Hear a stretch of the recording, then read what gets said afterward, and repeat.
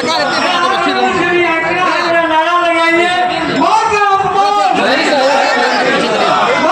Visual अच्छा है भैया, विजुअल अच्छा आ जाएगा है भैया है।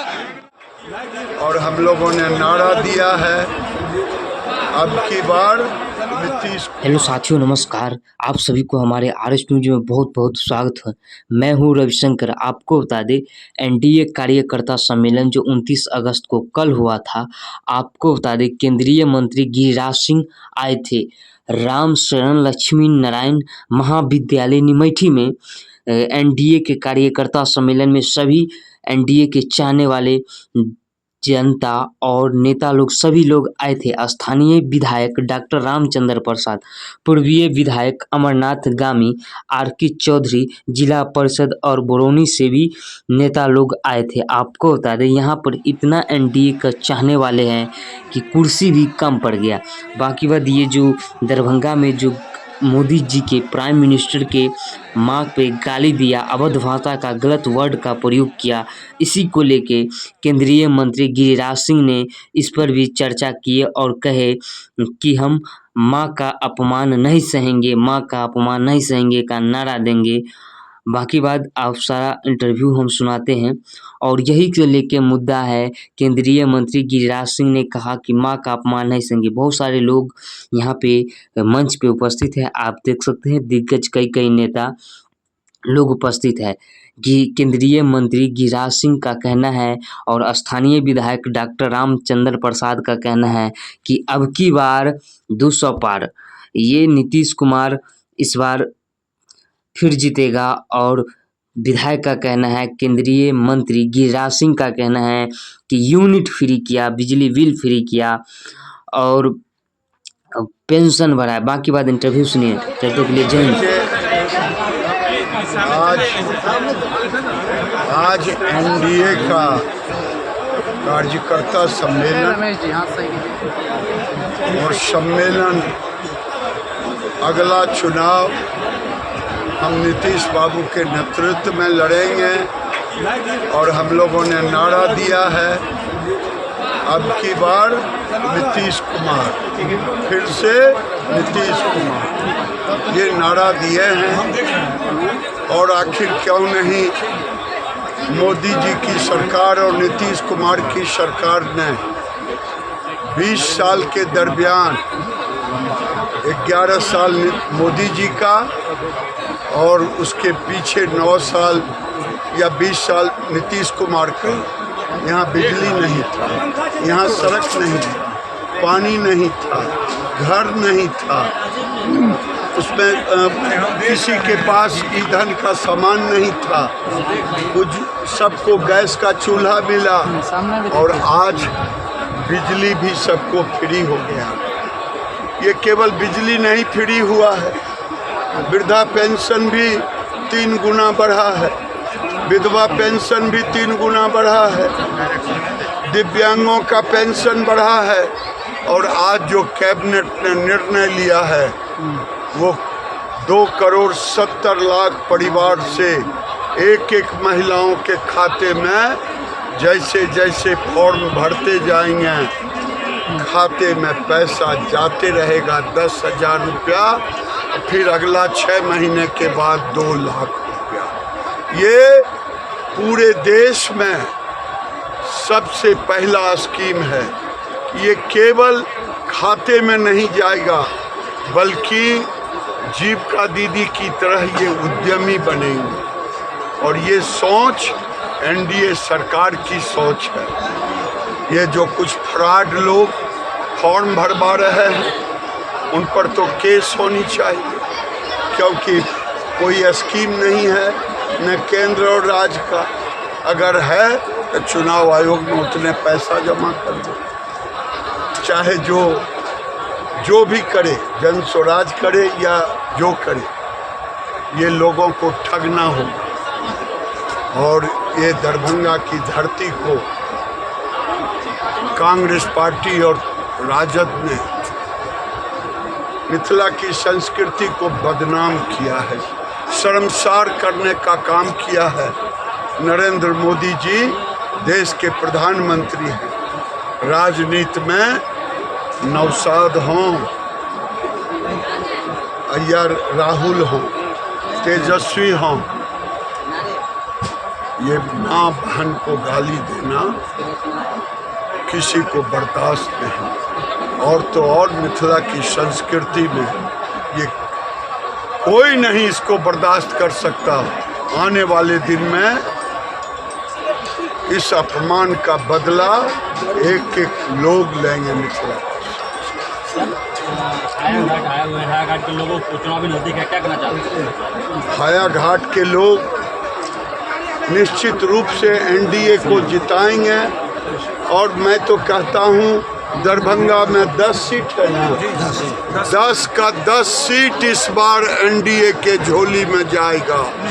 दुनिया की कोई ताकत नहीं, ये ठगनी बुढ़िया जो घूम रहा है इससे कुछ नहीं चलेगा। हायाघाट में आकर सर मौलाना जी का किस्सा सुना रहे थे, आप क्या कहना चाहते हैं? मौलाना जी का किस्सा सुना रहे थे, वो तो हम सुना रहे थे। मैं सबको कहना चाह रहा हूँ, मौलाना हो या पंडित, ये सरकार, मैं यही कहता हूँ मस्जिदों से कोई राजनीति ना करे। अगर मस्जिद से राजनीति करेगा तो मंदिरों से भी राजनीति। सर एक अंतिम सवाल, अशोक पेपर मिल के लिए कैफी साहब ने कहा कि हायाघाट विधानसभा क्षेत्र में जो मुद्दा बचा हुआ वो अशोक पेपर में, इस पर क्या आपका विचार है? अच्छा हुआ है, बहुत गई थोड़ी है, बाकी ताल न भंग हो जाए, इतना सब एनडीए किया है। ये भी हायाघाट विधानसभा में क्या रहा है उसकी? आज हायाघाट विधानसभा में एनडीए कार्यकर्ताओं का सम्मेलन था। इसके मुख्य अतिथि गिरिराज सिंह थे, जो केंद्र के कपड़ा मंत्री, और यहाँ आकर उन्होंने यह संदेश देने का काम किया कि बटोगे तो कटोगे और सब कोई मिलके एक रहोगे तो बढ़ोगे। अर्थात जो इस एनडीए गठबंधन में 5 दल है मेजर, वो 5 दल के कार्यकर्ताओं को उन्होंने बताने का काम किया कि आप एक रहिए, एकजुट रहिए। माननीय प्रधानमंत्री जी ने, बिहार सूबे के मुख्यमंत्री ने, श्री नीतीश कुमार जी ने जो विकास का काम किया है वो जाकर जन जन तक पहुंचाइए, लोगों को बताइए, और विपक्ष के लिए कोई रास्ता ही नहीं छोड़िए। यह एक ऐसा ही रास्ता रह जाए कि विकास का कोई मुद्दा तो उनके पास नहीं है, मुद्दा विहीन विपक्ष है, और वो अपना मुद्दा के पूरे बिहार में भ्रमण कर रहा है। जी, आपने पूर्व में भी हायाघाट विधानसभा का चुनाव लड़ा है, और इस बार क्या स्थिति रहेगी? मैं 2015 में एनडीए का उम्मीदवार था हायाघाट से, और वर्तमान में मैं प्रदेश कार्य समिति भाजपा का सदस्य भी हूँ। निश्चित रूप से जो पार्टी की जिम्मेवारी है, जब से मैं पार्टी में आया हूँ, दिन रात लोगों के बीच रहता हूँ, जो मेरे संभव है यहाँ के गरीब जनता की सेवा करने का काम करता हूँ। बाकी यह सब कुछ केंद्रीय नेतृत्व पे है, बिहार प्रदेश के नेतृत्व पे है कि एनडीए गठबंधन जिसको भी यहाँ से चुनाव लड़वाएगी, इतना तैयार है यहाँ एनडीए कि दूसरा दल चुनाव लड़ सकता है। जी, आज के डेट में जो मैं देखा इस सम्मेलन में आपकी शक्ति प्रदर्शन क्या थी? इसको शक्ति प्रदर्शन शब्द ना कहा जाए, यह अटूट प्यार जो यहाँ की जनता है उसका हमारे साथ है, क्योंकि हम निरंतर 15 साल से गांव-गांव, टोला-टोला, घर-घर तक पहुंचने का काम किया है। कोरोना काल 2020 में हमने एक एक घर जाकर एंटीवायरस जो चीज़ है उसको छिड़काव करने का काम किया है। तो मेरा जो छिड़काव है हर व्यक्ति के बेडरूम में, उसके चूल्हे के रूम में, या जहां बैठक करना वहां तक पहुंच चुका है। लोग चाहते हैं, दिल से चाहते हैं कि मैं इस व्यक्ति ने जो 15 साल में उनकी सेवा की है उसका ऋण उतार दें। अभी जो राहुल गांधी का वोट यात्रा जो चल रहा था उसमें प्रधानमंत्री को जो अपशब्द का प्रयोग किया गया है, क्या उसको कहना? देखिए, मैंने आपसे तुरंत पहले कहा है कि जब मुद्दा विहीन कोई व्यक्ति होता है तो कहते हैं ना कि एम्प्टी माइंड जो है ना हाउस ऑफ इविल है। जो खाली बैठा है, जिसके पास कोई मुद्दा नहीं है, उसका माथा शैतान का घर हो जाता है। समझ रहे हैं बात को? और लालू जी पूरे माने जानवरों का चारा ढकर गए, ढकर करके जो उनके शरीर में खून है ना, वो है चारा घोटाले का खून है, और उस खून से जन्मा हुआ यह तेजस्वी यादव है। तो उसकी सोच कहाँ से अच्छी होगी? मुद्दा रहता तो समझ में आता।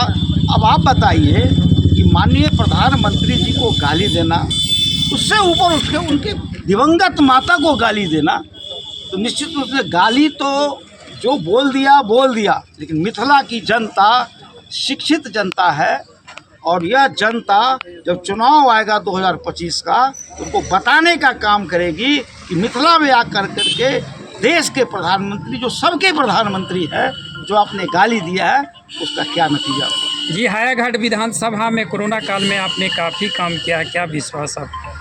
विश्वास तो मैंने कहा ना, जो आज जन समूह देख रहे थे आप, जो लोग आए थे, ये विश्वास का ही तो नतीजा है। हमारे ऊपर सबों का विश्वास है। इसी विश्वास पर कोई चल के किसी ने 1 रुपया हमसे मांगने का, नाश्ता तक का नहीं काम किया। सब लोग अपने साधन से, जो साधन विहीन थे उनको मैंने साधन दिया, सब यहाँ आकर के जमा हुए और हमारे नेतृत्व में जाकर के पंडाल में बैठने का काम किया और गिरिराज जी, माने गिरिराज जी के भाषण को सुनने का काम किया। क्या नाम है आपका? मेरा नाम रमेश चौधरी है, लोग प्यार से मुझे RK चौधरी कहते हैं। जी सर, लोकसभा में आपने कहा था कि अगर संभवी जीतेगी तो अशोक पेपर मिल का फीता उन्हीं से कटवाएंगे। हाँ, ये तो मैंने कहा था, मंच से भी कहा था, आज मैंने उसको अपने नेताओं के बीच दोहराया भी है। और यकीनी तौर पर नीतीश कुमार और नरेंद्र मोदी और चिराग पासवान की जो सोच है, वो सोच को आगे बढ़ाते हुए आज हमने अपने केंद्रीय नेतृत्व को भी आदरणीय गिरिराज जी के माध्यम से मैंने कहा कि केंद्र सरकार को आप आगाह कराइए। हमारी पैनी नज़र इसलिए इस अशोक पेपर मिल पर है कि वहाँ के 780 मजदूरों, अब लगभग सारे मजदूर मर गए, 300 साढ़े 300 एकड़ ज़मीन पड़ी है। केंद्र सरकार और बिहार सरकार अगर गंभीरता से इस मसले को समझेगी, जो मैंने बहुत प्रयास किया, और हमको लगता है कि न्यायालय में लंबित मामले को पदाधिकारियों ने हमारे मंत्रियों को समझाकर इसको ठंडे बस्ते में डाला है। लेकिन आपके माध्यम से हम एक बात कहना निश्चित रूप से चाहेंगे कि 2025 के विधानसभा में NDA इस सीट को जब जीत लेगी तो उसका एक ही मुद्दा होगा कि अशोक पेपर मिल को हम कैसे प्रारंभ करें। अशोक पेपर मिल के मृत जो हमारे मजदूर साथी हैं, उस परिवार के जो लोग हैं, नौजवान साथी हैं, उनको कैसे हम नया उद्योग दे सकें। हमने कहा था सरकार को कि जो बची ज़मीन 400 एकड़ की है, अशोक पेपर मिल की उस ज़मीन को छोड़ के नए उद्योग लगाइए। बहुत प्रयास हुआ और शाहनवाज हुसैन जब उद्योग मंत्री थे, हम बहुत करीब चले गए थे। दुर्भाग्य से वो सरकार हमारी बदल गई थी, और अब क्योंकि चुनाव का समय है तो ये केवल घोषणाएं हो जाएगी। इसलिए मैं घोषणा नहीं, और निश्चित रूप से अपने इस सपने को साकार करने के लिए तमाम हायाघाट 84 विधानसभा के आम जन से अनुरोध करते हैं कि दलीय राजनीति से ऊपर उठकर आने वाले दिनों में NDA का हाथ का मजबूत करिए, ताकि मेरे इस सपने, मेरे स्वर्गीय पिता कफील अहमद कैफी, स्वर्गीय नेता उमाधर प्रसाद सिंह ने इसकी संग बुनियाद रखी थी। इन दोनों नेताओं को सच्ची श्रद्धांजलि तब होगी जब अशोक पेपर मिल इस बंजर ज़मीन में पुनः उद्योग से धुआं उठेगा और बेरोजगारों को नौकरी मिलेगी। क्या आपको लगता है कि अशोक पेपर मिल के मुद्दे को स्थानीय नेता अभी तक भुनाने का काम किया है? कि असंभव कुछ नहीं, इसको मुद्दा मत बनाइए। कफील अहमद ने राजनीति किया, MLA हो गए, अशोक पेपर मिल के नाम पर नहीं। उमाधर बाबू MLA हुए, अशोक पेपर मिल के नाम पर नहीं। उन दोनों नेताओं को हम श्रद्धांजलि देते हुए कहना चाहते हैं कि उनको गरीबों का दर्द का एहसास था, मजदूरों के दर्द का एहसास था। उसके बाद जो नेतृत्व आया, आप समझिए, उनको अशोक पेपर मिल से मतलब इसलिए नहीं रहा कि हम 65 और 35% के वोट लेकर राजनीति कर रहे थे। 65% ने हमको जिता दिया हमेशा, तो हमको दर्द नहीं था। इसलिए हमने अपने नेताओं को आपके माध्यम से भी कहना चाहते हैं, मंच के माध्यम से भी कहा है कि एक मुद्दा सिर्फ मेरा है कि इस बार 2025 में हम जब NDA का MLA चुनेंगे तो उस MLA से इस बात का प्रॉमिस करा लेंगे आम जन के बीच कि एक मुद्दा होगा, सड़कें बन गई, बिजली लग गई, स्कूल चल रहा है, स्वास्थ्य व्यवस्था ठीक है, लेकिन अशोक पेपर मिल के उस बंजर ज़मीन में जब लहलहाता उद्योग लगेगा, बेरोजगारों को नौकरी मिलेगी, तभी सच्चे सपने साकार होंगे। किशोर जी कह रहे हैं कि उनका जो भी वादा है उसको कॉपी कर रहा है सरकार, उनका जो पलायन का मामला है, रोजी रोजगार का मामला कॉपी कर रही है सरकार। हम प्रशांत भाई पर कोई टिप्पणी इसलिए नहीं करेंगे कि 2 तरह की बात है। मुंगेरी लाल के हसीन सपने, 50% BJP का वोट तोड़ूंगा, 20% मुसलमान तोड़ूंगा,